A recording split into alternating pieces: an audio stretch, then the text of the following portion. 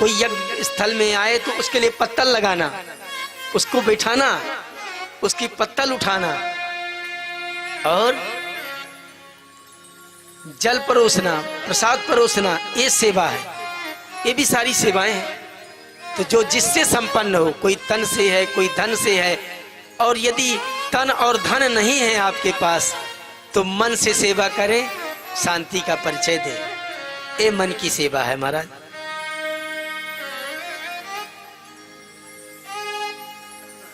जो खाना जानता है उसको खिलाने की सेवा। भीमसेन अच्छा खाते हैं, तो जो अच्छा खाता है वही अच्छा खिलाना भी जानता है। तो बोले तुम ऐसा करो, तुम रसोई घर संभालो। दुर्योधन के हाथ में एक ऐसी रेखा थी, वो किसी को दान देगा तो 1 असरफी दान देता है, तो 10 असरफी देने वाले की जहां से वो असरफी निकालता है वहां अपने आप भर जाती है। ऐसी रेखा थी, परंतु उसको स्वयं पता नहीं थी। तो क्या किया, भगवान ने कहा इसको दान देने का दायित्व दे दो। ठीक है, धनाध्यक्ष सुयोधन, अध्यक्ष बना दिया धन का। किसको? दुर्योधन का। कि हमसे ईर्ष्या रखता है तो ज्यादा दान देगा, ये हमसे ईर्ष्या करता है तो ज्यादा दान देगा, और ज्यादा दान देगा तो ज्यादा लाभ मिलेगा हमको।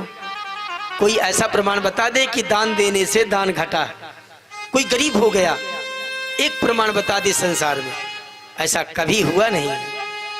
इसलिए युधिष्ठिर ने कहा हाँ ठीक है, इनको धनाध्यक्ष बना। सहदेवस्तु पूजायाम, सहदेव को पूजा के लिए कोई अतिथि आ रहे ऋषि मुनि नियुक्त किया।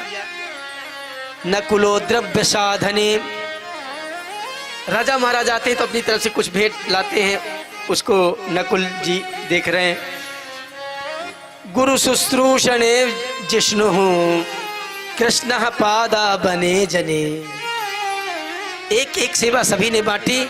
भगवान बोले भाई यज्ञ में तो हम भी सेवा लेंगे। सभी ने कहा कि जब बची होगी तब ना।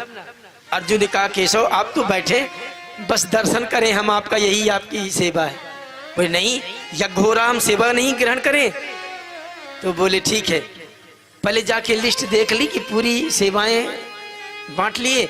जो सेवाएं थी स्वयं अर्जुन और ग्रहण कर लिए, सभी सेवाओं को बांट दिया। बोले अब जो बची हो आप ले लीजिए, कुछ बचा ही नहीं है। बोले सुनो, सभी सेवाएं बट गई, परंतु ब्राह्मणों के चरण धोने की सेवा नहीं हुई। लाभ क्या है? कोई ब्राह्मण संत आए, उनके चरणों को धुलो और अपने घर को पवित्र करो। वो सेवा आपने नहीं ली, इसलिए उसको मैं ग्रहण करता हूं। स्वयं भगवान ने ग्रहण की। और परिवेश ने द्रुपद जा, परोसने के लिए द्रौपदी जी। कर्णो दाने महामना, निकाल के दे रहे हैं दुर्योधन, और कर्ण ब्राह्मणों को दे रहे हैं। इस तरह से सबको सेवाएं बांटी हैं। परंतु वो राजसी यज्ञ का एक विधान है कि राजसी यज्ञ पूर्ण तब माना जाएगा जब उस यज्ञशाला में जो शंख रखा है वो उठ करके अपने आप बजे, पूर्णाहुति के बाद, ब्राह्मण भोजन के बाद। अथा और एक और नेबला आकर के उस यज्ञशाला में लोटपोट कर जाए और सोने का हो जाए, तब तो यज्ञ पूर्ण माना जाए। तो ठीक है, जैसे यज्ञ पूरा हुआ राजसी, तो उस शंख थोड़ा उठा और थोड़ा उठ करके गिर गया। इतना उठा महाराज, उठना बहुत था। नेवला आया, परंतु उसके पूंछ का थोड़ा सा हिस्सा सोने का हुआ, इतना 10%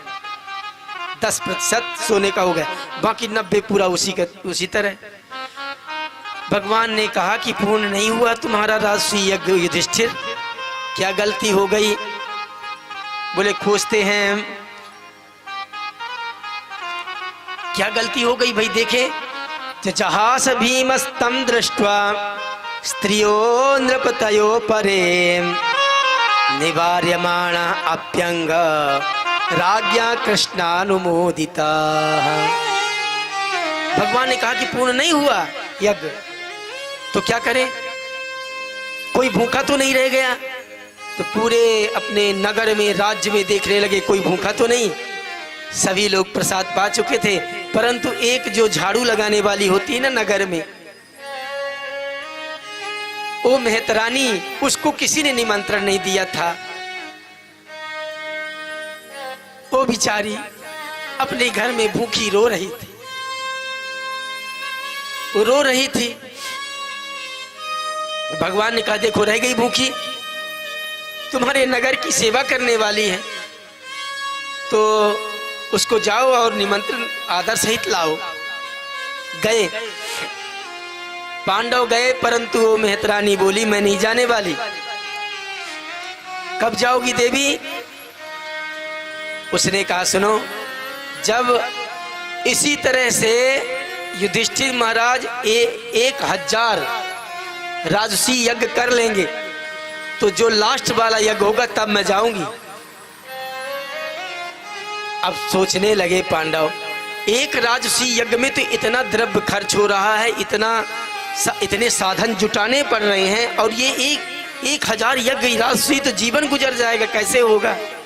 भगवान के पास गए। भगवान, जब हम फंस जाते हैं किसी संकट में तो आप ही उभारते हैं। भगवान बोले देखो, जब कोई राजरानी मेहतरानी को बुलाने के लिए एक कदम रखती है तो एक कदम रखने पर एक राजसी यज्ञ का फल मिलता है। इसलिए ऐसा करो कि द्रौपदी को तुम उसको बुलाने के लिए भेजो। भगवान तो भगवान है। बोले द्वारकाधीश भगवान की जय। बोलो राधे राधे। राधे राधे। भगवान ने ऐसा सुझाव दिया। तो अब कौन जा रही हैं? राजरानी द्रौपदी जी जा रही हैं। किसको बुलाने? मेहतरानी को बुलाने। इतना महत्व है महाराज। तो एक कदम रखती हैं तो धीरे धीरे वो नेवला सोने का होता जा रहा। जैसे जा रही हैं और उसको ला करके जैसे ही आदर सहित प्रसाद पवाया, वैसे ही शंख उठा, जोर से बजने लगा शंख, और नेवला लोट पोट कर गया। यज्ञशाला में पूर्ण स्वर्ण का हो गया, सोने का हो गया। इस तरह से राजसी यज्ञ महाराज संपन्न हुआ। एक बार क्या हुआ, हमारे वृंदावन में है टेकारी मंदिर। टेकारी मंदिर में नाम क्यों पड़ा? वो टेकारी की रानी थी, टेकारी महारानी, उन्होंने बनवाया था। अब टेकारी की महारानी आ रही थी पालकी में, तो वृंदावन धाम जैसे पहुंची तो वहां पर मेहतरानी लगा रही थी क्या? झाड़ू। अब वो झाड़ू लगा रही थी तो जो ड्योढ़ी बान आगे आगे चलते हैं, उन्होंने कहा देखो देखो टिकारी की महारानी आ रही है, रास्ता साफ करो, रास्ता साफ करो, छोड़ो रास्ता, साइड में हो जाओ। तो मेहतरानी बोली सुनो, ये वृंदावन धाम है, यहाँ पर 4 महारानी है, 5वीं कहाँ से आ गई? अरे 4 महारानी है, कौन कौन सी? बोली सुनो, यहाँ की पहली महारानी तो है श्री राधा रानी, दूसरी यहाँ की महारानी है श्री यमुना महारानी, और तीसरी महारानी यहाँ की है ब्रजरज रानी। ब्रजरज रानी वो है तीसरी महारानी, और इस ब्रजरज रानी की सेवा करने वाली मैं हूं मेहतरानी, चौथी। अरे 5वीं कौन आ गई? ये वार्ता सुन रही थी वो टेकारी की महारानी जो पालकी में बैठी थी, बहुत भावुक हो गई और अपने उससे उतर करके पालकी से उतरी और प्रणाम किया उस मेहतरानी को। धन है ब्रज वृंदावन धाम, ये है वृंदावन धाम की महिमा, वहां के ब्रजरज की महिमा, वहां के संतों की महिमा।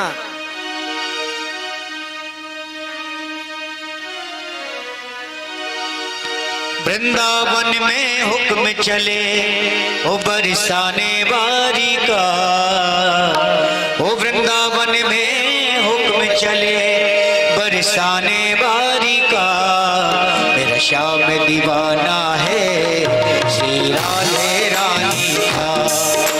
श्याम दीवाना है श्री राधे रानी का। ओ वृंदावन में हुक्म चले बरसाने वाली का वृंदावन में हुक्म चले बरसाने वाली का। ओ मेरा श्याम दीवाना है श्री राधे रानी का मेरा श्याम दीवाना है श्री राधे रानी का। हाँ मेरा श्याम दीवाना है श्री राधे रानी का